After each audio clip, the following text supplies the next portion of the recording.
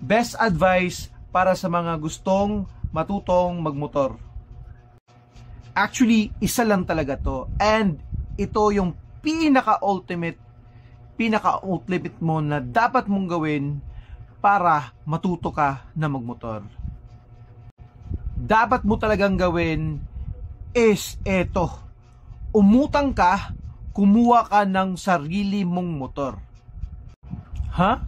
Bakit ba kailangan kong kumuha ng sarili kong motor?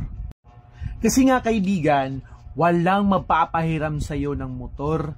Lalo na kung hindi ka pa talaga marunong. So ang gagawin mo talaga, kailangan mo talagang umutang.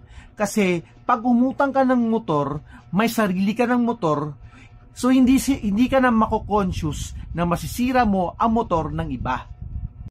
At isa pa kaibigan, pag meron ka ng motor, magsisikap ka talaga na matuto. Kasi nabili mo na yung motor nautang mo na. So yung wala ka ng choice, wala ka ng tatakbuhan pa. Kung hindi, gagamitin mo siya, sisikapin mong matuto, at sisikapin mong hindi masira ang motor mo. Kasi sa'yo yun, di ba?